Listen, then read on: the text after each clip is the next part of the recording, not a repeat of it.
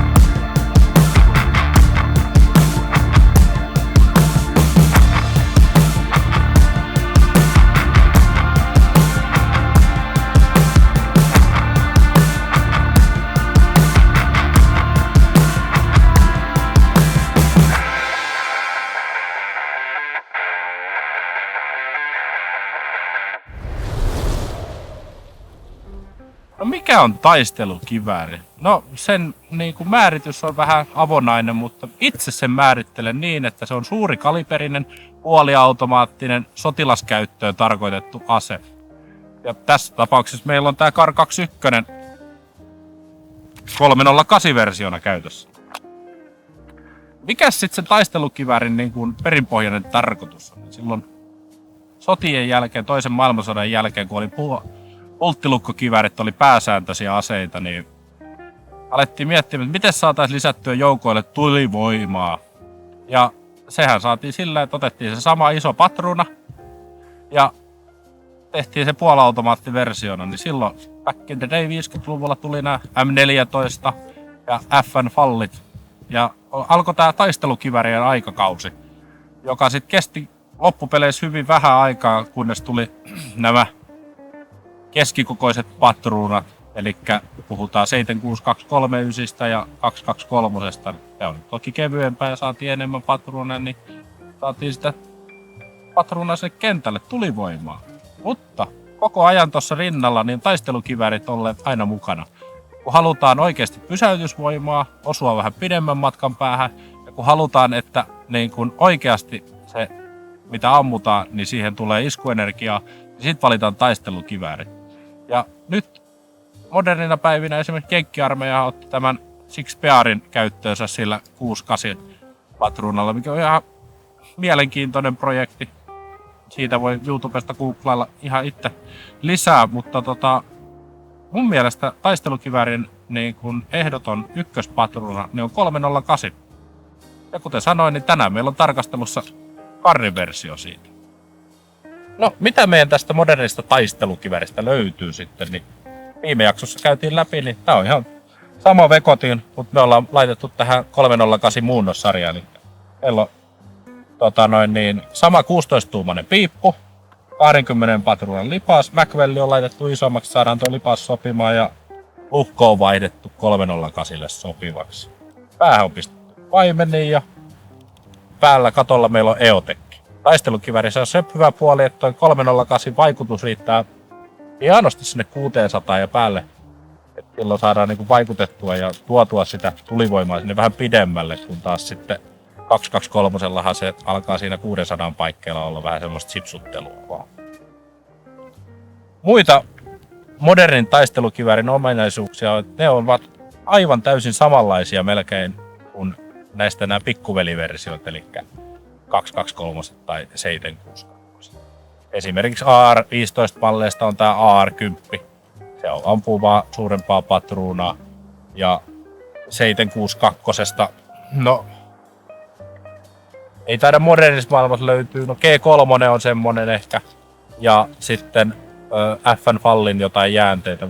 Viime aikoina ei ole tullut uutta taistelukivääriä kokonaan. Niin siinä mielessä on mielenkiintoista nähdä, että miten Kar 21 täyttää sen roolin. Lähdetään vähän ampumaan. Lisää semmosia moderneita taistelukivääreitä, ne on MR308 tai 762 se isompi versio Hecklerin kohdilta. Ja sitten tietty FN Skari, mitä nämä hattivattimiehet tuolla Utissa käyttää Suomessa. Otetaan vähän sauhuja ulos tästä karrista ja katsotaan miten se esimerkiksi rekyyli käyttää.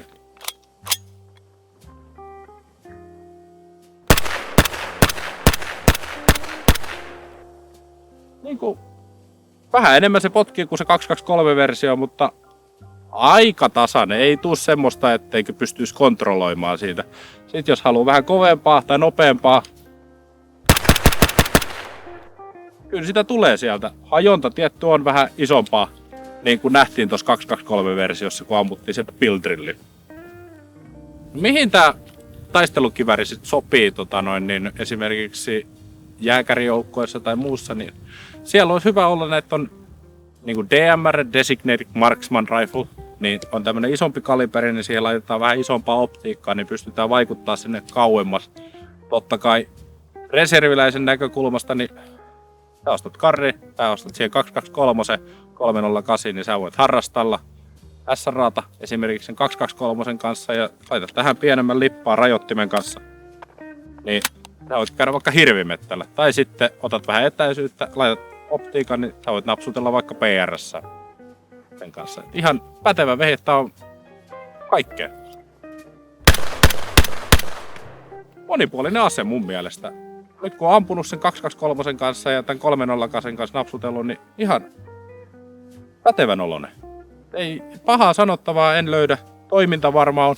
Jälleen kerran tulee tämä painokysymys. Toki battle riflet tunnetaan siitä, että ne on painavempia.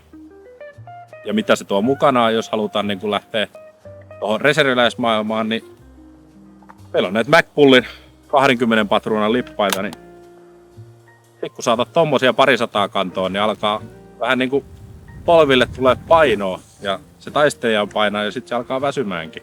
Kun taas toisaalta mä otan tosta 360, 223 kuulaa jopa 400, niin ei se niin paljon vielä paina. Siitä alkaa tulla tietty varustuksella painoa. Mutta mikään ei voita kyllä 308 iskuenergiaa. Nyt kun päästiin aiheesta siihen iskuvoimaan, niin mitä se 308 tarjoaa, niin sehän tarjoaa paljon suuremman luodin, jolloin lähtönopeudet tietty vähän tippuu, mutta se kineettinen energia, mitä se tuottaa, niin sehän on aika kova nyrkki, kun se osuu johonkin. Niin tehdäänpä seuraavaksi tämmönen läpäisytesti. Meillä on tossa toi seinä valmiina. Niin pistetään seinästä läpi ensin 223 paukkuja läpi, katsotaan läpäiseekö ne. Sitten koitetaan 308, katsotaan, että kummassa on enemmän oikeasti sitä stopping poweria. Mennään kattoon. Me ollaan tämmönen makeshifti seinä rakennettu tähän. Tässä on tämmönen 2-senttistä paneelia laitettu eteen ja sitten on vähän piiltä tohon väliin. Ja taakse pistettiin visualisoimaan niin tonkka vettä. Tonkka vettä ja napsautetaan ensin 223 ja sitten 308 tosta seinän läpi. Ja katsotaan millaista jälkeä aiheuttaa per patruuna ja meneekö se edes tosta meidän seinästä läpi tämmönen 223. Käydään katsomaan. Startataan tää meidän läpäisytesti tosiaan 223. Mulla on ladattuna tähän yksi kappale 69 grindista Hollow Point Boat-tailia ja yksi kappale sitten tuommoista 55 grindista, eli ei oo mitään panssariläpäisypatruunaa, ihan tehdaspatruunoita ja merkki taisi olla GGG. Ihan laadukasta patruunaa ja nopeutta niillä on toi 69 on pikkasen hitaampi, raskaampi ja toi 55 niin on pikkasen nopeampi, mutta kevyempi. Niin otetaan ensin yksi laukaisu 69 ja vaihdetaan tonkka, jos se menee läpi ja koitetaan tuolla 55. Ammutaan!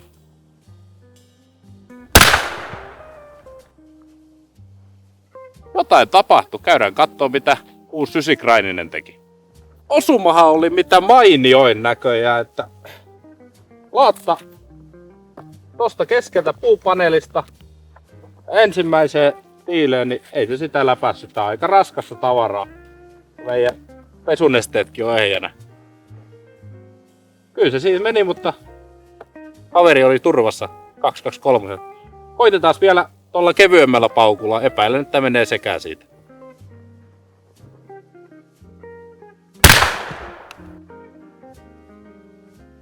Mennään katsomaan. Taas tapahtui jotain, mutta ei ainakaan vesi roiskunut. Joo, eipä se. Viilet meni halki. Laudasta meni läpi, mutta pönttö meillä on ehjä vieläkin. Elikkä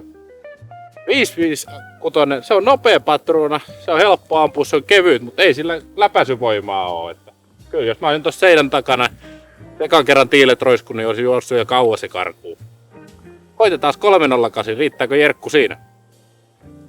No niin, sitten olisi läpäisytesti 308 vuoro.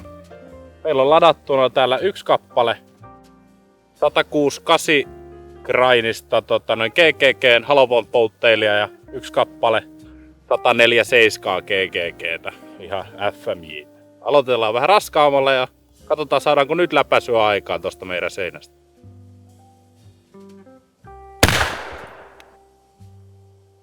No niin, jotain tapahtus. Mennään katsomaan. Jaahas, katsotaan. Sieltä tuli keskelle reikä ja tiilestä halki poikki pinoa ja aika rajun jälkeen se teki vesitonkalle. Kumminkin tää on tommonen 6-senttinen kivetystiili ja pari senttiä puuta, niin riitti iskuenergiaa sen verran paljon, että kyllä jos takana olisi ollut, niin niri olisi poissa ollut. Koitetaan vielä tuolla kevyemmällä paukulla, miten sen kanssa menee. Nyt oli hyvä näköinen puu. Jaahas, kevyemmällä paukulla, niin sirpaleet tuli vesipönttöön. Ei voi ihan lävistykseksi sanoa, mutta kyllä pipi olisi taas tullut, jos tuossa seinän takaa olisi ollut. Kevyempi paukku, ei nyt ihan niin suurta iskuvoimaa tuottanut, mutta raskaammalla kuulalla niin ihan selkeästi, niin kyllä se tommosen seinän läpi menee aika kivasti, että on siinä potkua takana. Semmonen testi tällä kertaa. Tai tämäkin testi. Nyt kun saatiin ammuttua läpäisytesti, niin mitä me sitä huomattiinkaan? Pikkusesta 223. Se on nopea luoti. Ja nyt kun ei ollut vielä panssarin läpistäviä, vaan FM ja Halophone Boattain luoteja, niin kyllä se siitä puusta meni läpi. Tiilenkin halkasi, mutta takana ollut purkki, niin ei tullut läpäisyä.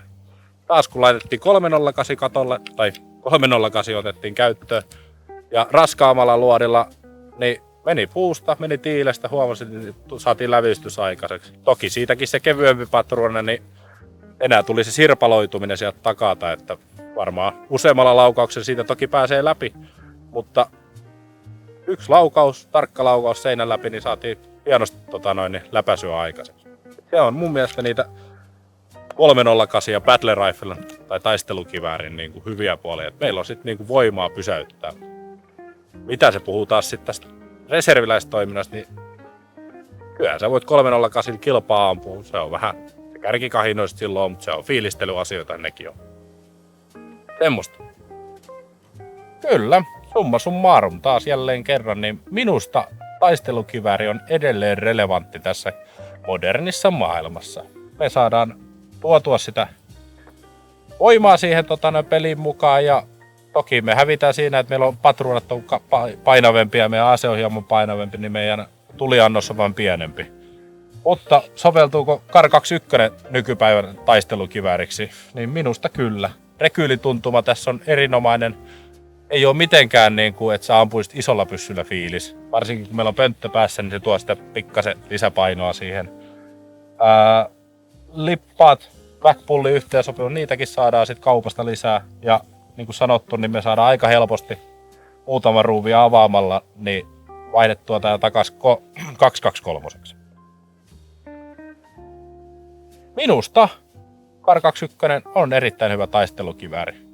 Musta tuntuu, että tän tarvisi olla jotain muutakin, esimerkiksi DMR. Niin tehdään semmonen homma, että ensi jaksossa otetaan vähän tarkkuutta, otetaan vähän etäisyyttä ja katsotaan, miten Kar 21 soveltuu tommoseen pitkän matkan ammuntaan. Semmosta kaikkea tällä kertaa ampumalinjalla. Kiva kun katsoit ja pistähän kanava seurantaa, laittakaa kommenttia ja tykkääkää videosta. Tykätkää videosta. Kertokaa mitä te haluaisitte kuulla lisää ja mielipiteitä. Soveltuuko teidän mielestä Kar 21 taistelukiväärin rooliin? Ei muuta kuin ensi kertaa. Morjes.